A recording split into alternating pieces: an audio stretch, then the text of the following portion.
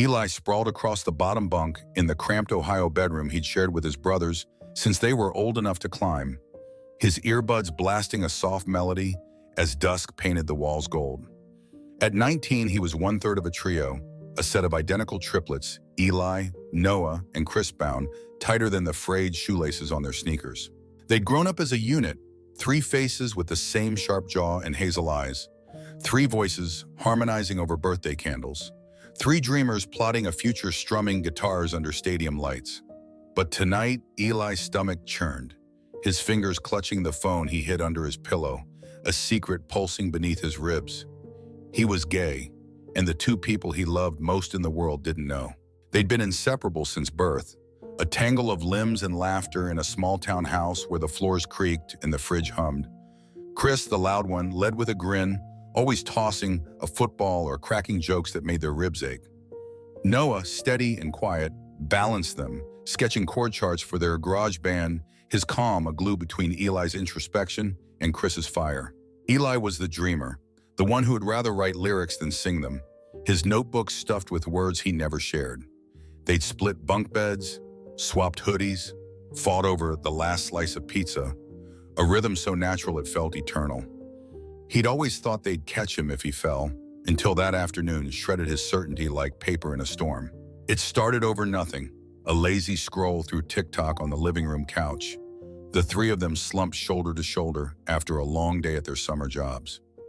Chris swiped to a clip, a guy in glittery eyeliner dancing with his boyfriend, the comments a mix of hearts and venom. "Look at this," Chris snorted, holding up the screen, his voice sharp with mockery. "What's with these freaks? Can't they just be normal?" Noah chuckled, a low rumble, nodding as he grabbed a handful of chips. Eli's breath caught, his phone slipping in his sweaty grip, the room tilting as Chris kept going. "I mean, it's disgusting, right? All this rainbow crap everywhere."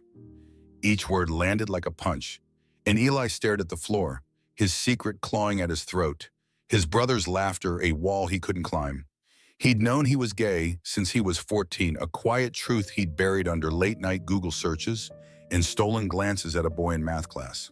He'd pictured telling them 1,000 times, imagined Chris clapping his back, Noah shrugging with a "whatever, man," their bond unbroken. They'd faced everything together. Their dad walking out, their mom's long shifts, the bullies who'd mocked their thrift store jeans.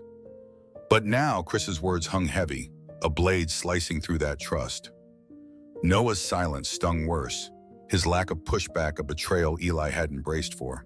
He stood, muttering about needing air, and fled to their room, the bunk creaking as he collapsed. His brothers didn't follow, their voices fading into the TV's hum, leaving Eli alone with a truth he wasn't sure they'd ever accept. Ever hidden who you are from the ones you love? Tell us below. Your story matters. If Eli's secret hooks you, hit like, share this, and subscribe to Heart Stories. The truth's coming out. Don't miss what's next. Eli zipped up his hoodie, the late August sun dipping low over the Ohio woods, casting long shadows across the picnic blanket spread out beneath a sprawling oak.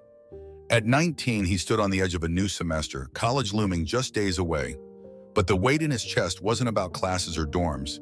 It was about the secret he'd carried for years, a truth that gnawed at him since Chris's careless words over that TikTok clip. Noah tossed a frisbee back and forth with Chris, their laughter bouncing off the trees, the same easy rhythm they'd always had, a trio unbreakable, or so Eli had believed. Today he'd planned this picnic, their yearly ritual before school, not just to eat sandwiches and dodge mosquitoes, but to finally let them in, to say he was gay and pray they'd still see him as their brother. The blanket was a patchwork of their childhood, faded from summers by the creek, stained with Kool-Aid and grass. Eli knelt, unpacking the cooler, his hands trembling as he set out ham sandwiches, a bag of chips, 3 cans of soda fizzing in the heat. Chris flopped down, snagging a sandwich, his voice loud with a grin. "Last picnic as high school losers, huh? College is gonna be epic." Noah settled beside him, popping a soda, his quiet nod a steady anchor. Eli forced a smile, his stomach twisting, the words he'd rehearsed all week clawing up his throat. He'd spent nights staring at the bunk above, imagining this moment, Picturing Chris shrugging it off, Noah offering a fist bump, their bond holding firm. But Chris's freaks still echoed, Noah's laugh still stung, and doubt crept in, cold and heavy. They ate in the golden light, the cicadas buzzing a chorus, the air thick with the smell of pine and earth. Eli picked at his sandwich, the bread dry in his mouth, his pulse racing as he watched his brothers banter about dorm pranks and guitar gigs. He couldn't wait any longer. The secret was a stone sinking him deeper each day. He set his food down, wiped sweaty palms on his jeans, and took a breath that shook his whole frame. "Guys," he started, his voice cracking, "there's something I need to tell you." Chris raised an eyebrow. Mid-bite, Noah tilted his head, both turning to him. Eli swallowed, the words spilling out like a flood he couldn't stop. "I've been hiding this a long time, but I can't anymore. I'm gay." The woods went still, the cicadas fading to a hum, the blanket a frozen island between them. Chris's sandwich hovered, his eyes narrowing as he stared at Eli, searching his face like it was a puzzle he couldn't solve. Noah dropped his gaze, his soda can denting under his grip, his silence louder than the wind rustling the leaves. Seconds stretched into a lifetime, and Eli's heart pounded, waiting for something, anything, a laugh, a hug, a sign they'd stay his brothers. Chris finally spoke, his voice low, edged with disbelief. "Wait, what? You're serious? You sure this isn't some online crap messing with your head?" The words hit like a slap, sharper than Eli had braced for, tearing through the hope he'd clung to. Noah stayed mute, his eyes fixed on the ground, his knuckles white around the can. Eli's throat burned, his chest caving as he looked between them. The brothers he'd shared every scraped knee, every midnight whisper, now strangers across a tattered blanket. "It's not online," he said, his voice trembling but firm. "It's me, who I've always been." Chris leaned back, running a hand through his hair, his jaw tight. "Dude, I don't get it. You've been fine all this time, why now?" Noah shifted, his mouth opening, then closing. No defense, no comfort, just a void where Eli needed him most. The picnic turned sour, the food untouched, the air thick with a rift Eli hadn't wanted to carve. He stood, legs shaky, grabbing his bag. "I thought you'd understand," he muttered, turning away, the oak's shadow swallowing him as he walked back alone. Chris called after him, a half-hearted, "Eli, wait!" But it faded into the crunch of leaves under his boots. Noah didn't move, didn't speak, his silence a second betrayal stacking on Chris's doubt. Eli reached the road, the cooler abandoned, the picnic a memory he'd never reclaim. He'd bared his soul, risked the only family he'd ever known, and they'd let it crash, their voices lost to the wind. College was days away, but this moment marked the real departure, a crack in the trio he'd thought would hold forever, leaving him to wonder if blood was enough to bridge what truth had broken. Eli slumped on the edge of a borrowed air mattress, the faint hum of a ceiling fan cutting through the stillness of his friend's basement, his duffel bag spilling clothes onto the concrete floor. At 19, he'd walked away from the picnic with his triplet brothers, Chris and Noah, his confession. "I'm gay," still ringing in his ears, their silence and doubt a wound that wouldn't close.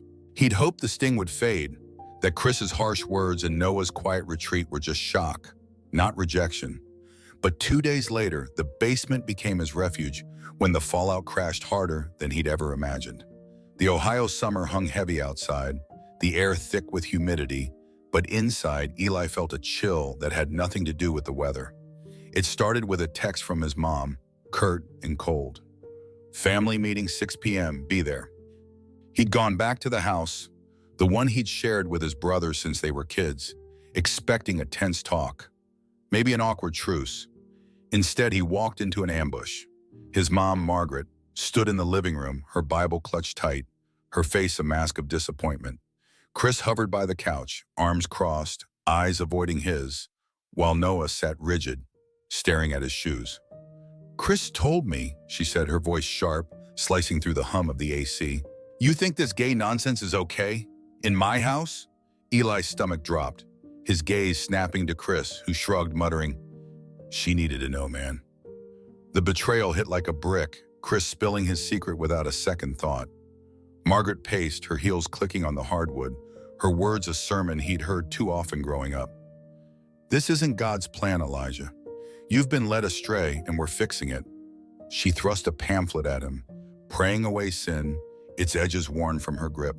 "You'll meet Pastor Dan, start sessions, get right." Eli's hands shook as he took it, not because he'd agree, but because he couldn't find his voice. Noah stayed silent, his head bowed, his stillness a second knife twisting deeper. "Say something," Eli rasped, pleading with his brother, but Noah just clenched his fists, offering nothing. Margaret's ultimatum came next, her tone final. "No college money until you're back on track. I won't fund this lifestyle." The room spun, the walls of his childhood closing in, the bunk beds and band posters mocking him now. He'd saved for college, but their mom controlled the account. A fund split 3 ways for the triplets, now a weapon against him. "You're choosing this over me?" he asked, voice breaking, but she turned away, praying under her breath. Chris shifted, mumbling, "It's for your own good." But his eyes wouldn't meet Eli's. Noah's silence screamed loudest, the brother who'd always patched their fights now a ghost in the room. Eli grabbed his bag, stuffing clothes in his guitar case, the weight of their rejection heavier than anything he carried. "I'm done," he said, storming out, the screen door banging shut, their voices fading into a prayer he'd never join. He crashed at his friend Jake's place, a cluttered basement with a sagging couch and a flickering bulb, a lifeline when his world collapsed. Jake didn't ask much, just tossed him a blanket and said, "Stay as long as you need." Eli lay awake, the pamphlet crumpled in his fist, the sting of Chris's betrayal and Noah's cowardice replaying in his head. Days blurred, his phone silent. No text from his brothers, no call from his mom, just the echo of "fix it" haunting him. He'd lost his family, his home, his college fund, all for being himself, and the loneliness clawed at him, a void he didn't know how to fill. Hope flickered, small but real, when Mr. Harris, his old English teacher, stopped by Jake's house. "Heard you're in a rough spot," he said, his voice kind, his gray beard twitching with a smile. "Got a job for you if you want it." He drove Eli to a cozy bookshop café on the edge of town, its shelves stuffed with paperbacks, its air warm with coffee and cinnamon. The owners, Mr. and Mrs. Taylor, a silver-haired couple in their 70s, greeted him with firm handshakes. "We're a little rainbow-friendly here," Mrs. Taylor said, winking, her wife nodding beside her. Eli's chest loosened, a breath he hadn't known he was holding, slipping free. They gave him an apron, a corner to sweep, a chance to stand again, and for the first time in weeks, he felt seen, not judged. Eli leaned against the counter of the bookshop café, the soft clink of coffee cups mingling with the rustle of pages, the air warm with the scent of roasted beans and old paper. At 19, he'd carved out a fragile piece 2 months after leaving home, his days filled with stacking shelves and brewing lattes for the Taylors, the elderly LGBTQ+ couple who'd given him a home and a sliver of belonging. The Ohio fall had turned crisp, leaves crunching under his boots on the walk to work, his life pared down to a borrowed cot at Jake's basement and a paycheck he stretched thin. His phone stayed quiet, no calls from Chris, no texts from Noah. His mom's silence a wall he'd stopped trying to breach. He'd found a rhythm here, a place where his secret wasn't a sin, until a rainy night shattered it with a single ring. He fumbled the phone from his apron pocket, the screen flashing Mom, a name he hadn't seen in weeks. Her voice crackled through, sharp and trembling. No hello, no warmth. "Eli, it's Noah. He's been in a car accident, hit by a truck on Route 12. He's lost blood, too much, and it's rare. AB negative. You're the only match we've got." The words slammed into him, his knees buckling as he gripped the counter, the calf blurring around him. "Is he okay?" He managed, his throat tight. "He's in surgery," she said, "but he needs you now." She hung up, no plea, no softness, just a command, and Eli stood frozen, the weight of his brother's life pulling him back to a family that had cast him out. He didn't think twice. He yanked off his apron, stammering an apology to Mrs. Taylor, who waved him out with a worried nod. The rain pelted his jacket as he ran to the bus stop, the half-hour ride to the hospital a blur of wet windows and pounding heartbeats. Noah, steady Noah, who'd sat silent while their mom preached and Chris betrayed, now bleeding out, and Eli was the only one who could save him. He stumbled into the ER, soaked and breathless, the sterile white light stinging his eyes. His mom stood by the nurse's station, her face pale, her Bible clutched like a shield. Chris paced nearby, his hands shoved deep in his pockets, his jaw tight. They turned as Eli approached, and for a moment no one spoke, the air thick with a decade of shared blood and months of broken trust.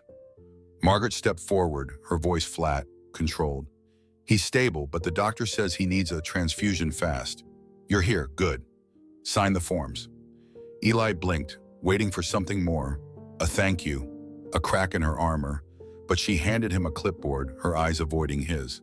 Chris glanced up, his face flickering with surprise, then guilt before he turned away, muttering to the wall.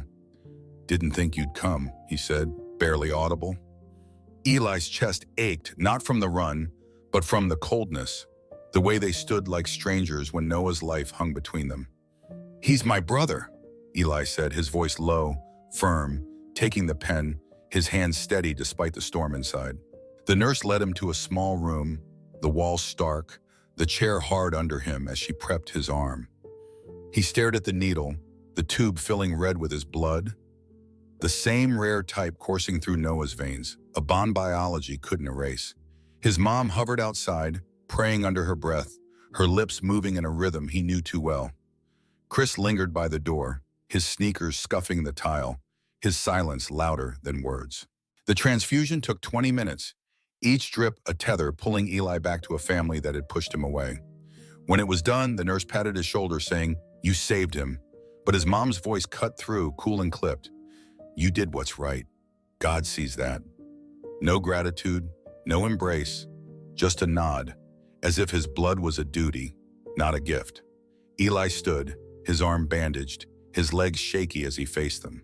Chris met his eyes for a second, then looked down, his hands flexing like he wanted to speak but couldn't. Margaret turned back to the hall, her focus on Noah's room, dismissing Eli with her stillness. He'd given his blood, poured out a piece of himself to save his brother, and they took it without seeing him, without bending the walls they'd built. He walked out, the rain soaking him again, his steps heavy but unbowed.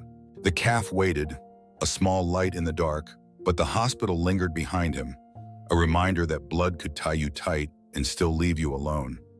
Noah would live, and Eli had made that happen, but the blessing he'd once craved from them was a ghost he'd stopped chasing.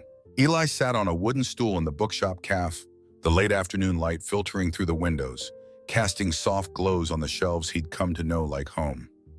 At 19, he'd stitched together a life from scraps, pouring coffee and stacking novels for the tailors, his sanctuary after giving his blood to save Noah. Days had passed since the hospital, the bandage gone from his arm, the ache of his family's coldness lingering like a bruise.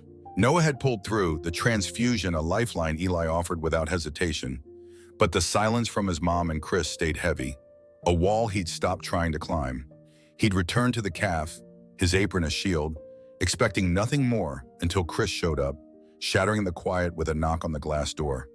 Chris stood there, his hoodie damp from a drizzle, his hands shoved deep in his pockets, his hazel eyes so like Eli's flickering with something new.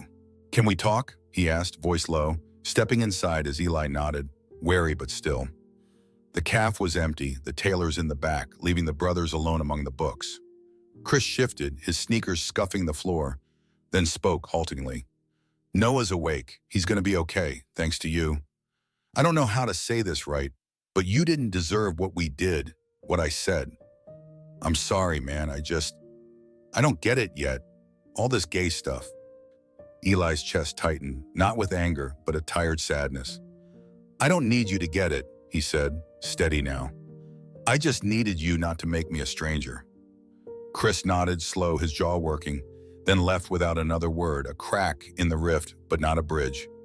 Noah came next, 3 days later, wheeled into the caf by a nurse, his leg in a cast, his face pale but alive. Eli froze behind the counter, the sight of his brother so close to gone hitting hard. Noah waved the nurse off, rolling closer, his eyes wet as he gripped Eli's hand. "I messed up," he rasped, voice breaking. I stood there, said nothing. When Mom flipped out, when Chris ratted you out, I was scared, but that's no excuse. You saved me, Eli, and I'll never shut up for you again. Tears spilled, Noah's fingers squeezing tight, and Eli felt the knot in his gut loosen. Not fully, but enough. You're here now, he said, voice thick, and they sat, two of three, mending what they could. The story didn't stay small. Mrs. Taylor overheard, her warm eyes glinting with an idea, and by week's end, she'd roped Eli into a community night at the café. The place buzzed, chairs crammed with locals, a makeshift stage under string lights, the air humming with coffee and hope. Eli stepped up, his palms sweaty, Chris and Noah in the front row watching. I'm one of three, he began, voice steadying as he spoke. My brothers and I were everything until I told them I'm gay. They didn't take it. My mom tried to pray it away, cut me off. I left, found this place, people who saw me. Then Noah crashed and I gave my blood, not because they earned it, but because he's my brother. Family's messy, but it's not just blood. The crowd leaned in, some nodding, some wiping eyes, and Eli finished, strong. It's who looks at you with their heart, not their rules. Applause erupted, Chris clapping slow, Noah beaming through tears. Eli stepped down, the Taylors hugging him tight, the room alive with voices sharing their own tales. He glanced at his brothers, Chris still wrestling. Noah changed and knew it wasn't perfect, not yet. But it was a start, a thread pulling them back, not to what was, but to something new. Nights later, he sat alone in Jake's basement, strumming his guitar, the chords softer now, the weight lighter. He'd saved Noah not to win them back, not to be fixed, but because he'd found a family beyond blood, one that chose him as he was. And that, he thought, was the truth worth singing. Who's seen you when family couldn't? Share below, we're here for it. If Eli's fight moved you, please share this with someone who needs it, and subscribe to Heart Stories. Join us, let's keep these stories of heart beating strong